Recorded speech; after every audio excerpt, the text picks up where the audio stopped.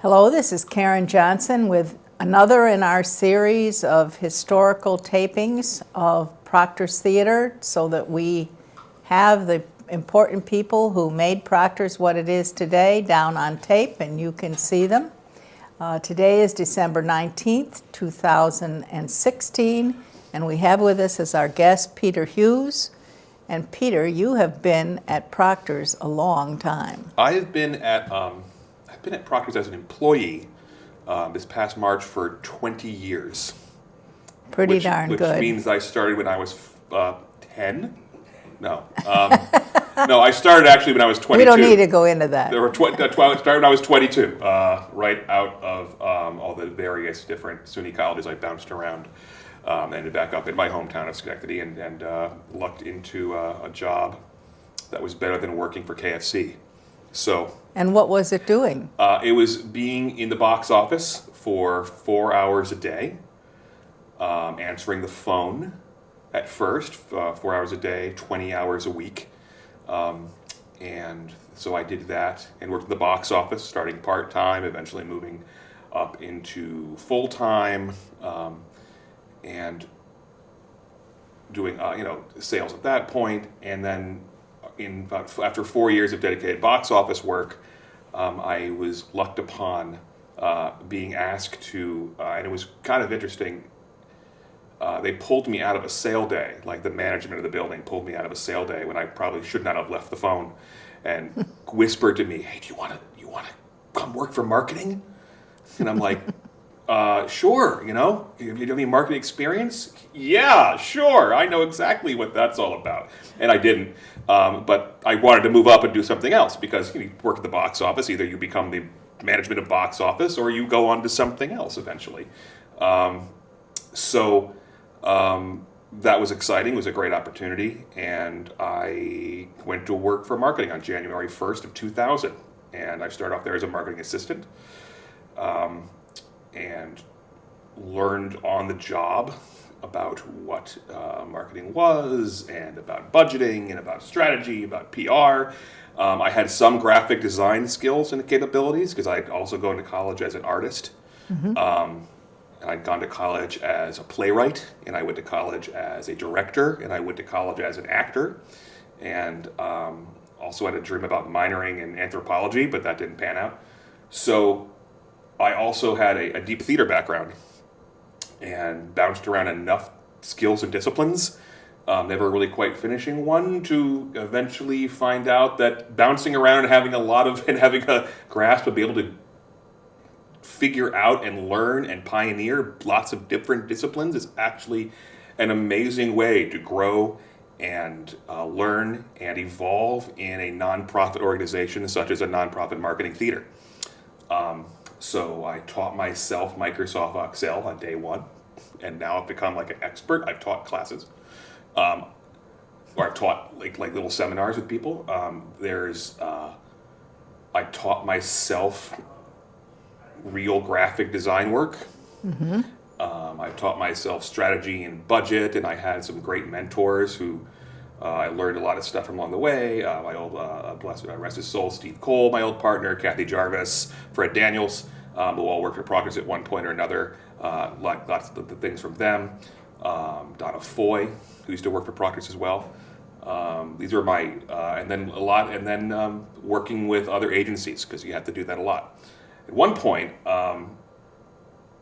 in marketing, I was the building's only graphic designer, so I did all the graphic design work. I did brochure work. I did all the ads. I did all the other pieces that come out of the building. At one point, I was the sole budgeter for marketing campaigns. I think I did the math the other day that I've built over 2,000 show campaigns for this building. Now, what is building a campaign mean? Right, I'm getting too far. So I've done all those little pieces over the course of 20 years. And caught just the right wave to be able to grow in those positions. And along the way, your office was Mr. Proctor's office, right? Yeah. How was that working? I loved that Explain office. it. I really missed that office, actually. The old marketing offices in Proctors are, if you go up the balcony staircase, and you go in past where the new offices are now, and where the OSM offices are, Executive Symphony Orchestra, and the SYO offices are. There's a spiral staircase at the very end of that, which heads up to the third floor, which used to be Mr. Proctor's apartment, as I understand it, in his office. And there's even another floor up that, which is the roof, which goes through a closet, which used to be where we used to store media, like posters and videotapes, back when there were videotapes, and beta cartridges, and things of that nature, and materials, and swag, and tchotchkes and such. So that used to be our offices, and it sat 3 people up there. That was the whole marketing office at that point. Today, the marketing office, we're in Cubeland, and the modern Proctor's offices has over 20 people in it. But at the time, it was just 3. 1 full-time assistant, a director, and 1 part-time assistant, and maybe an intern who you squoze into a corner. And my window used to be the window that looked down J Street over the Proctor's marquee. And in the winter, their wreath, the giant wreath that hangs in the front of Proctor's, used to go wrap around my window. So I felt very important, the very important work I was doing, looking out that window. Is it true you had the most Tums of any department in Proctor's? The most what? Tums. Most Tums? Tums, the antacid. Oh, the antacids? Yeah, I would not speak I don't for mean other you people. personally, Me but your personally? department. Yeah, it could be. It could be, yeah. No, it's looking back on those days and those ovens, it feels like it's stress at the time, but it's not. It's actually really invigorating. At least to me it is. That may be why I've been here for 20 years, and that's a lot longer than anyone else in the department. I'm kind of ruined. I'm not sure what else I would do if I didn't do this. It's so customized. You'd asked about what building a marketing budget and plan is. Yes. Okay. My current position, and I've had many, is I'm the Director of Marketing Account Management. So what that means is there is everything we do is a campaign. Like every show you do? Everything we do is part of a campaign. Okay. So it's if we're the promotion and PR and selling and branding of the Apostrophe Cafe, that is a campaign, all right? Every show we have, from Lion King down to One Man Star Wars, that is a campaign. Everything marketing touches fits into one of those categories. What is the thing we're trying to accomplish to promote this entity? Every one of those campaigns needs an account director, someone, who's in charge of that campaign from stem to stern. After it's booked, it gets handed to marketing. Marketing has to figure out how to get people to accomplish the goals of that campaign. 85% to 90% of the time, that means it's a show, and means we want to get 2,500 people into it at a certain dollar amount to hit a certain criteria amount of dollars. So the account manager drafts and runs that campaign. I am in charge, responsible for all the account managers. And there's current 2 or 3. One represents Capital Repertory Theater events, one represents Proctor's general stuff. There's a generic campaign director who we're looking at using for other things that aren't show related, and then there's also big Broadway stuff. I handle big Broadway personally. I've had expertise with that. It's a different discipline. So in that campaign, you have target demographics, who it's going to go to, who the best target audience for that. For most everything we do, it almost gets really boring, especially all big Broadway. The target demographic is women 35 to 64. That's who buys tickets.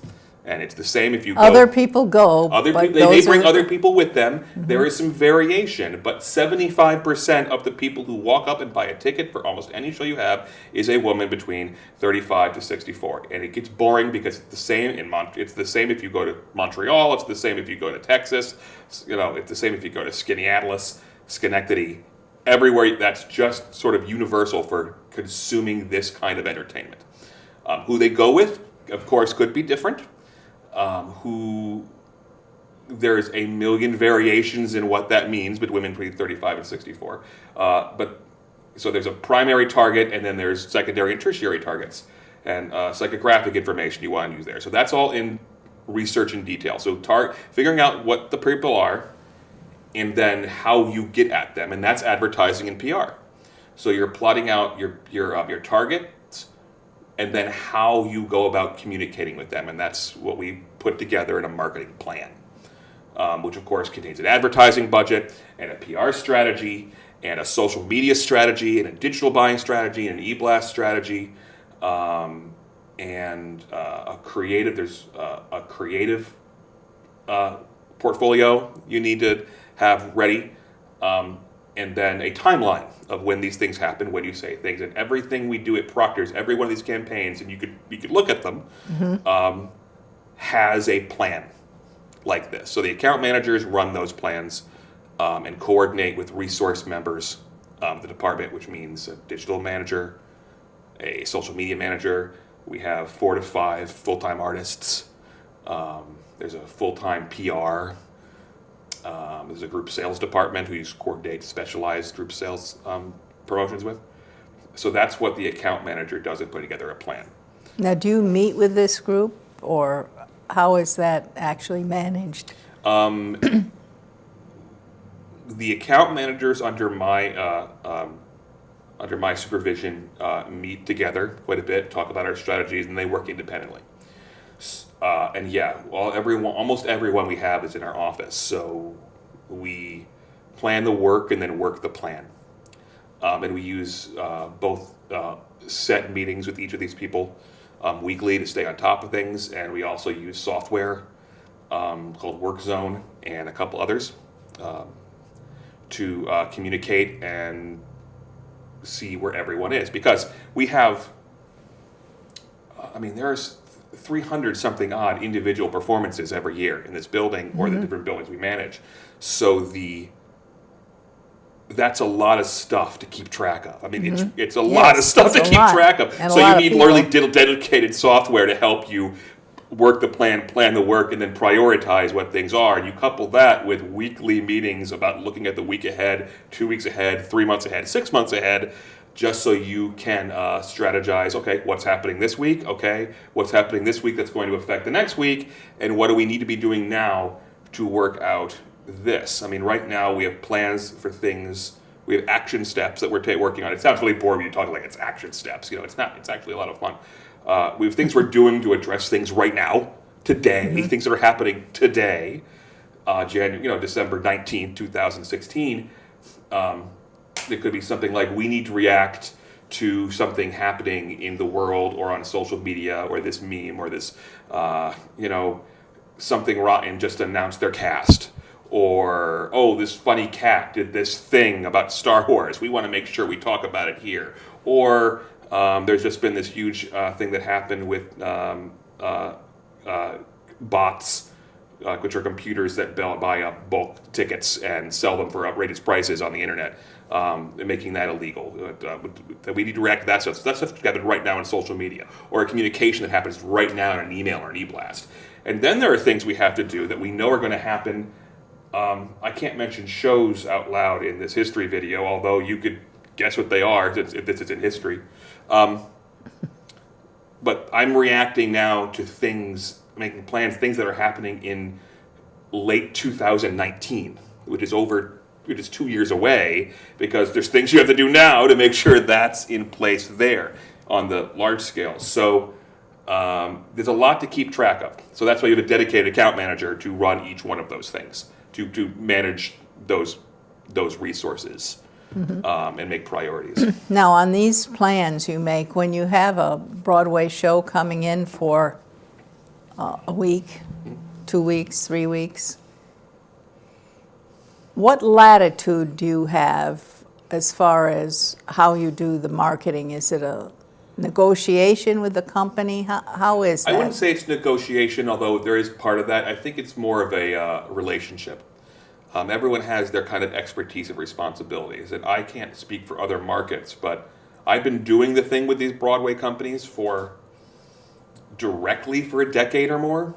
So I've got, I have relationship and reputations with these different companies. So I may get more leeway, or at least I know where the leeway is. But in general, the show, and there are ones that are really rigid and ones that are more open. That depends on who the producer is and all of that. They're all very, very, very different. The show is an expert on that product.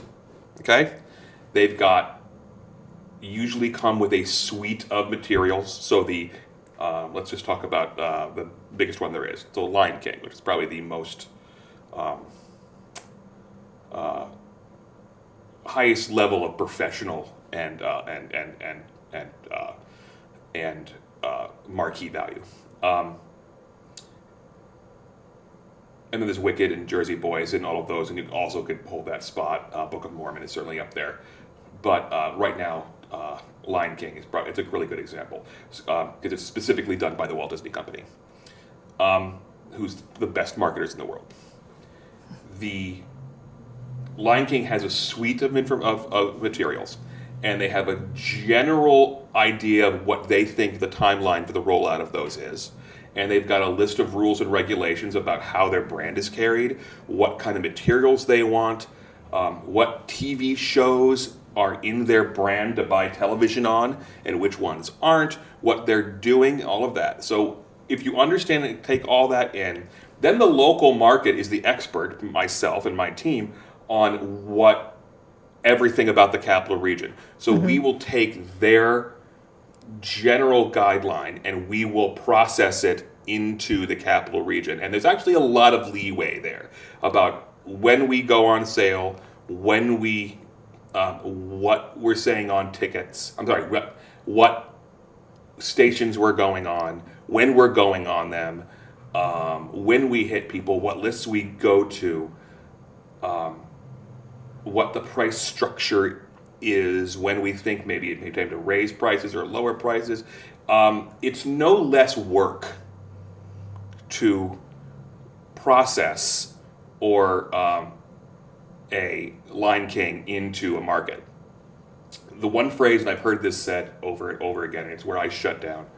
And I'll say that Michael Eck, our PR person, will say he knows what I'm going to say it. Whenever I hear someone say, well, that show sells itself, it bothers me to no end. It just really makes me angry. There's nothing that sells itself. I may not be doing that piece of work over here. I'm not drawing the Lion King head. Right. All right? But it is no less work. It just doesn't sell itself. The Walt Disney Company puts $500,000 into every market they do to make that thing look like it's selling itself. Right. And Proctors is making the decision on where that $500,000 goes. It's not the real number, but that's, for example. So I'd say there's a lot of latitude. So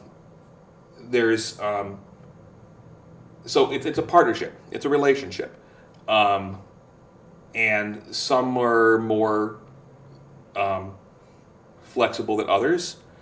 But there's no one I've yet to run into, with a couple of exceptions, and I've probably promoted, well over 100, it's probably even more than that, hundreds and hundreds of Broadway shows into the capital region. And I can't say there's one that told us what to do exactly.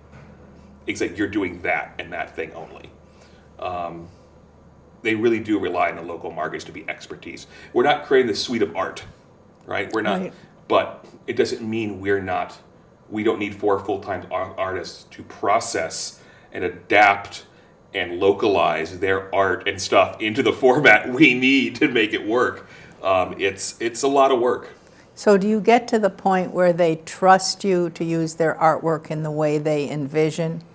Sure, but there's a nonstop series of approvals and relationships between those. There's not a piece of artwork that we produce that does not go back out to the show So like for our approval. The catalogs we send out. For the brochures, right. Every one of those is, we're producing that. And that's a good example, actually, of places where we're doing a bulk of the work. We create those. Every market, and there's 50 or 60 of them that do this across the country, has a different output of what their materials are, what their brochure looks like, what their what their postcards look like, what Their website, whatever. website, season material, every single one, and you're taking their collection of photographs and their couple pieces of art, and they're processing it into this thing, and you're sending it back to them and saying, all right, how's this? And they're saying, oh, that's great, but you're cutting off the ear, the line a little bit too much, and we need this line always goes here, and hey, we're more important than that show. Can we be a little bit bigger?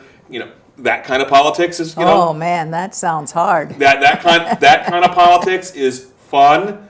No, it's not fun, but it's part of the job. And so that's a good example. So that show agency is processing that for like 50 different markets, and I'm looking over this market with 50 different shows. So there's a dance, there's a relationship, and everyone knows each other. So you know all the people you're dealing with I know pretty most of much? the people I deal with over the years, right? So there are only a number of marketing agencies that do big Broadway shows. We're talking about Broadway, which is the bulk of my job. There are 4 or 5 maybe agencies who do that, process that. You have Allied Live, which has offices based out of mostly Chicago, but also satellites in the West Coast and East Coast. And they deal with a lot of Broadway shows. You have the Broadway booking office, BBO. They also do about a number of booking of Broadway shows on the programming side, the booking of shows, but then they also handle the direct marketing and PR relationships. And they have a number of big shows across the year. There's a new company called Bond Marketing, which also is new, but they have a lot of people who've worked for other marketing agencies for years, so we know all the players there. So they kind of move around. And Anita Delaniak and Associates, who's been doing this for generations, and she's wonderful. And there's a couple other smaller ones. The Walt Disney Company handles all their own stuff directly. So when I get a swath of all the new Broadway shows that we're getting, which we can't talk about, which we announce usually every February, I know the people on the other end because I worked with them for 15 years on 12 other shows at least. So we have a shorthand. So in other words, and the nice thing about staying in that position and they've been in those positions is I've got a shorthand. I know what the some of the employees I know what they're looking for. They know what I'm doing. There's not this dance of are you really know what you're doing or not? Right. That trust. Because we've been successful together and they know how shows work out and they trust Proctors and all of that. That trust allows to cut through a lot of that relationship. So that probably gives us more latitude because I know from them exactly where something is not a go and they know from me exactly where I'm going with something. So I think that makes it a lot easier. You become sort of an expert on things you didn't mean to be. It's like I didn't try to be. Oh, here we are. And you know them personally because we've been to conferences together, and we've met in person, and you've gone there, and they've gone there. And you know each other on Facebook, which is really helpful. Not because you want to be best friends, but because it's really helpful to know when they're going on vacation. When someone disappears for 2 weeks, because you can see their family photo in Florida. Oh, that's where you are. Just to draw a little contrast, Please, if you have a small show that is low grossing, that isn't expected to make a lot of money, or even a show that we're putting on because it's part of our community mission. Sure. What's the difference in how you market those shows? Well, there's mission and then there's margin, right? I mean, so for every, not that it wasn't well received and people loved it, but there was Dirty Dancing, the classic story live. Dirty Dancing, which is a great show, beloved by everyone who saw it, but it's not Huckleberry Finn. It's not To Kill a Mockingbird, so it's not in the canon of great literature. It's a cult pop phenomenon, and that's great. It's a very commercial product, and it performs like that. And then if we're still on Broadway, this is 2 weeks later, same marketing company, by the way. Same exact marketing company is The Curious Incident to the Dog in the Nighttime, which we had during Thanksgiving week, which is a phenomenal, moving, intellectual, heartwarming, complex story that is impossible to explain Yes. and sell. And it's not as it's just not very easy to communicate, do the pieces of education you need on this entity, which you've seen and you know is wonderful, and you don't have the tools and time to be able to explain this to people in enough time for them to make the decision, to make the commitment point to decide to buy a ticket. And by the time reviews come out, which are not as important or for sales as they would have been in the past when newspapers were the only thing, it's kind of too late. So there's that difference. So those things take a lot more work and a lot more, well, not a different kind of work. They're they're not mass media. They're person-to-person communications. So how do you do that? Well, you can't just invent a groundswell. You can't just from the local level invent a grassroots movement. It just doesn't. Right. You can't just buy Absolutely that. You know what I can't. mean? You can't just buy that. If it's that kind of has to happen from a national level. You have to find the people and organizations in your local area who this is already important to and give them voice and amplify their message. Eventually, all Proctor's marketing is doing is selling word of mouth, because we can't make something popular. All we can do, we don't sell tickets to people. You sell tickets to people. The people sell them because people don't go by themselves. They go with another person. So there's a point, so all marketing is really doing is getting you somehow, helping you along the way from what the sales pathway is, from you finding out something exists to you sitting in the seat. Sitting in the seat is the last part. You showing up, that's on you. To you buying the ticket and giving us your money. All right. And that starts off with understanding that something is coming. And that takes usually 2 or 3 times to see something. I think this classic thing, there's 7 touch points in a sales process.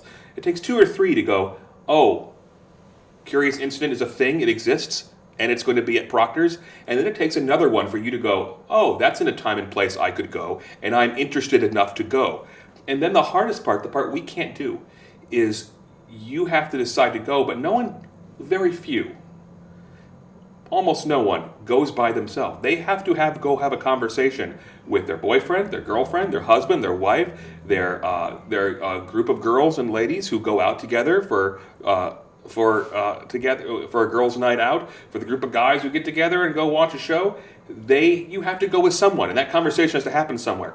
So once you've done that, then they both have to do it, and you have to have the money, and it's got to be in a time you want, and it's got to be no babysitter, and you both have to accept that this is thing. It's called the risk, a reverse reward. So you have to accept that that's going to be. So all that education of Curious Incident is really, really, really hard. Mm-hmm. For Lion King or Dirty Dancing, it's really, really, really easy. It's about amplifying as much as you can. This is about talking to different groups because you have to be invited to the party. There's a great book out there called Invitation to the Party by Donna Walker-Kuhn, who's a marketer expert in urban marketing in New York City. And Invitation to the Party talks about all marketing and entertainment marketing as about being a invitation to a party. If you are being invited to a party, there are many steps. You just don't get a random invitation to a party and go. You have to, first part is, you have to send someone an invitation? Which is what I say all the time when something doesn't work. I turn to my team and say, okay, did we tell anybody? Step 1, did we tell anybody or did we just tell ourselves? Right? Mm-hmm. Did we talk about it in the Proctor's boardroom? Great. Did we tell anybody outside? Because if we really didn't, really make an effort on it, then no one knows. So you have to have invitations. You got to send them to people. And then that invitation has to be arrived by people, and you just don't get a random invitation to a party and decide to go. It has to come from somebody you know, who you trust to invite you. So that's where the work of groundswell that you can do. You have to find contingency organizations, There's LGBT organizations in the area that you can empower to say things. Certain TV stations or NPR are a good avenue sometimes for a mission-based thing because you trust that when they say it, it's going to work. Partner organization, group sales is great for that. Corporate partners and WMHT and other organizations that have a trusted voice are good for doing that. Just to bring it back around again, are good for doing that mission-based thing. Because when just Proctors tells you, and I think we're better at this than other markets. We've got a much better reputation than a for-profit organization theater would be. But we do send you 300 things a year. So yes, you do send us a lot of there's stuff. 300 things a year. So it's how do you filter? How many parties can I invite you to? A lot. You have to find. There's a lot of different voices to do that, and the most important voice is the audience themselves. No one sells a ticket better than a bunch of people already going. So that's why subscribers are so important, because the Proctor subscribers, if they're all going to something that's thousands and thousands upon thousands of people, the people who are the experts, who the rest of the area trusts, everyone's favorite best friend who knows Broadway really well, when they're going and accept it, they're going. So whatever that number of people is going to Curious Incident sells the next 12,000 tickets, because Proctors has it, but they go, but I'm going. And that happens at dinner parties and on Facebook, mostly Facebook, and at PTA meetings and all of these places. That's how we're driving word of mouth. We're empowering those subscribers. So that's why that's how that works. I feel like I've rambled here, like I haven't said anything. Well, so you want to? I think I want to kind of pull this back Go for and it. say it's been a fascinating conversation for sure, because the complexity and all this inviting, and you really have to start thinking in detail about how you'd unwrap selling a show. Because my saddest thing I ever hear from people is, I didn't know that you had X person at Proctor's. And I always feel badly that we haven't been able to get... Right. I don't know how to solve that. You can't. You can't. There's always going to be someone who doesn't know about something. Everything is on the website. Everything is a social media presence, and everything has a marketing plan to get to the... Maybe that person wasn't the right target demographic. I don't know. Well, and maybe they're just receiving too much other information in that few weeks. This is true in marketing, as is true in news, as is true in politics, especially right now. Everyone is in a bubble, receiving only their own information. We're in a series of echo chambers in the world, because instead of having one source of information, when I started marketing, and I'm glad I caught this wave, there was a plan for newspaper ads and a plan for TV or radio ads, depending on what the show was, and the marketing plan was that simple. You had 5 weeks of newspaper, TU and Gazette, here, and here, and you could add this TV station and that radio station, and then you were done. That was all you could buy. That was the only options to buy things. And there was a PR person who did some press things, and then you roll the dice and you let things fall, because those are the only options you have. There are so many options right now. News, information, entertainment is so customizable to the individual person that I could spend 100 times more dollars and 100 hours more, and I'm going to reach less people, because everything is so custom and you only have to hear what's in your own echo chamber. I had someone ask me once, I didn't hear about that show. And I'm like, okay, well, it was in the newspaper. I don't get the newspaper. Okay, it was on the radio. I don't listen to that station. All right, I had the TV. I don't watch TV. I go, well, how do I talk to you? How do you talk? I listen to this station. I'm like, okay, there are 40 radio stations in this market. The number one station probably gets 5% of the listeners. Number one is only 5%.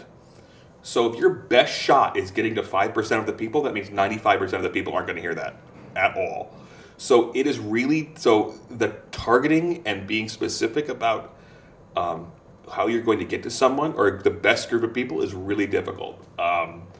So I don't know what to say when I do that, except that we're trying and keep listening and if they have ideas, to share them. ideas to share them. I'm out of ideas. I've been here for 20 years. I got Well, nothing I more to wouldn't say you're out of ideas. You're constantly changing your thinking in many areas. Well, you have to. If you have a formula that just then you're probably just done, because the world's going to keep changing.